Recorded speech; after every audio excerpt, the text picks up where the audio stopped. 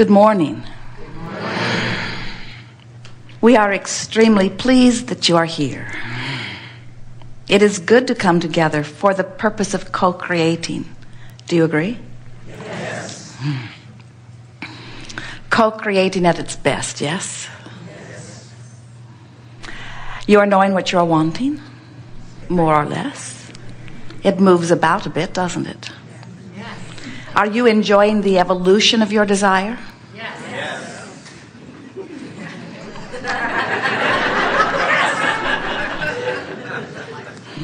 Why is it that we do not believe you? In other words, when you want something and you see a means to achieve it, then that desire is thrilling to you. But we've noticed when you want something, or even more when you have wanted it for a while, and it has not yet shown its pretty face to you, and you can't figure out how it's going to come, those desires, you are not really so eager to say, yes, my desire is thrilling me. And then it always is fun for us to torture you further still when we say, those unfulfilled desires are pleasing to you, because when you focus upon the fact that they have not yet come into manifestation, you feel the lack of them or the absence of them. When you want something and you can't see it in your life, and you can't see any way of it coming into your life, that path has not shown up for you. To have someone say, and you like that, we know it's got to feel like we're mocking you. But the reason that we keep doing that to you is because we want for you something that we have come to understand long ago. And that is, when you understand that you're not ever going to get it done, and there are always going to be things that you have recently decided that you would like that have not yet found their way into your experience. And when you understand the laws of the universe, and when you understand that you are a vibrational emitter, and that the vibration that you radiate is responded to by law of attraction, and that you are in control not only of what comes to you, but when it comes to you. When you begin to understand these things, then you are free and loose and easy and happy and satisfied in that crack between having defined that you want something and having it come to you, because you then understand that life is about that becoming. Life is about that becoming. It is not about the manifestation having already been achieved.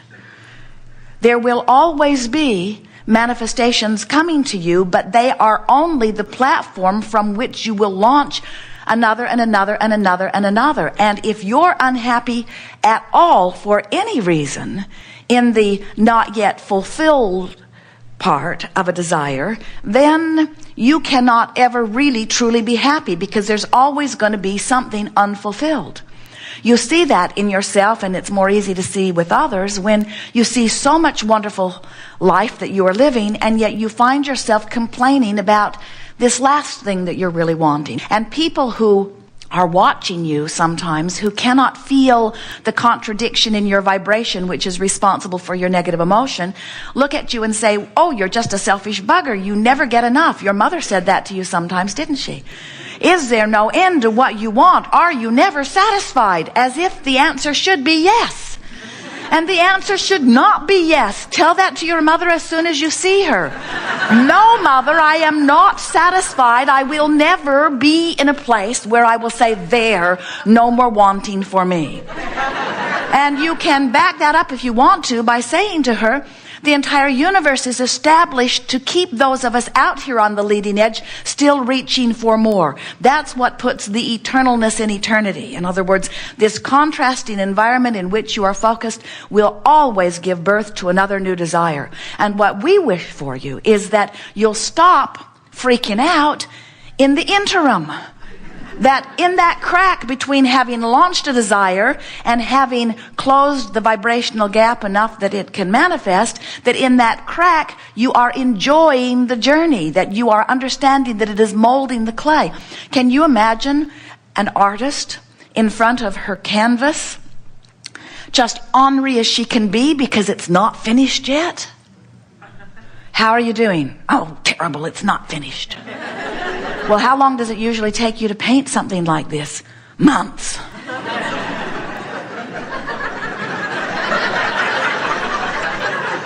It's just miserable until I get it finished. Can you imagine yourselves on a vacation saying, I'm going to go to this city and this city and this city and this city and this city and this city, and then I'm going to come back home, and in your quest to accomplish the goal of vacation, you look at it objectively and you say, wait, I'm already home.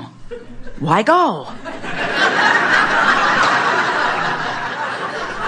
Vacation achieved. I can check it off my things to do today list.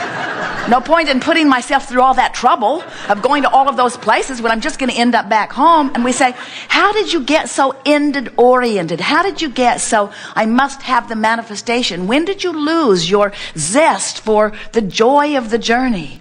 We can tell you when you lost it. You lost it in the moment that you were focused upon something that you wanted from an attitude that you could not have it. You lost your zest for the joyous journey when the journey was one vibration and the drum you were beating was another, because that's a miserable state of being. We don't blame you for not wanting to shout yes at that, but that's not what we're asking you. We're not saying, friends, has contrast caused you to launch rockets of desire? And do you have a clear vision of what it is you want? And you say yes.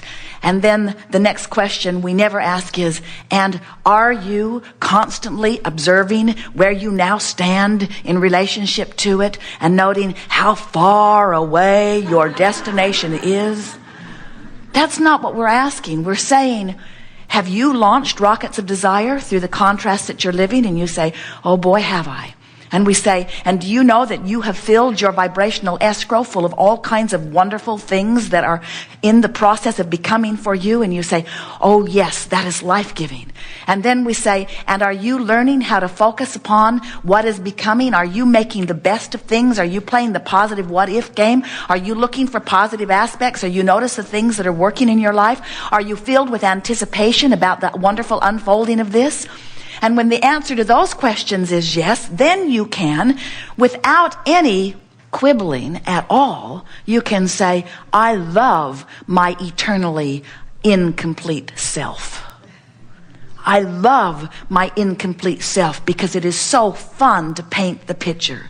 It is so fun to dream the dream. It is so fun to live the contrast and give birth to something and know I'm not there, me, vibrationally yet, but that the potential of it is alive and well. And it is so much fun then to do my work, which is to bring myself up to speed with what I've given birth to. And when I am believing my dream, I'm in joyful anticipation of it. And every piece of evidence that the universe gives me is thrilling to me because I know I'm on my path. We want to tell you this story from our point of view because we want you to understand who you are in the big picture as well as who you are in your picture. And in telling you this story, it is our desire that you will understand that it is all one in the same picture. And you are playing more parts in this picture than we think you have been understanding or giving yourself credit. So here's how it goes. You were, before you came into these magnificent bodies, non-physical energy, consciousness, God source, whatever you want to give the label, you are eternal consciousness. And from that non-physical point of view, you said, I want to go forth into the leading edge, time-space reality called planet Earth. And I want to enjoy the contrast which I know will give birth to constant new desires and preferences for me. And I love the idea of doing that, you said. We remember, and we told you we would remind you. I know I will enjoy doing that because in the birthing of that desire, the natural processes of the universe will come to play. I'll give birth to it, and here's the part we think you have forgotten. I will give birth to it, and the non-physical part of me will immediately become vibrationally the new idea that my physical life has carved out for me. Did you get that? So in your physical body, you live experiences which cause you to prefer something beyond what you are right now living. Even the cell in your body is doing that. The one-celled organism is doing that. The genius human is doing that. The magnificent beasts are doing that. Your life causes you to prefer just beyond where you are currently living. It is the nature of expansion. So you give birth to this rocket of desire, and immediately Source, the non-physical part of you, which is the larger part of you, immediately becomes completely one with that desire. So when we say to you that 99% and more of every creation is complete before you see the manifestation of it or the physical evidence of it, that's what we mean. In your idea of wanting more, Source becomes it, and then Source, blessed Source, calls you toward it. So in your physical body, you now have the work of closing the gap between the contrast that made you want it. And think about it. You always know more clearly what you do want when you're living what you don't want. So you launch really good preferences. But then most of you, instead of then turning your undivided attention to this new preference and talking about what it is you want and why you want it and imagining it and filling it in with things you've lived like it and getting anticipation going about it, most of you instead keep pointing out that you're not there yet. I'm over here, you say. And it's almost as if you're trying to justify how much you want it by pointing out how much you don't have it. So you complain about where you are while your vibration and your creation are being tended to lovingly in your vibrational escrow by source energy, by your inner being, by all that is non-physical.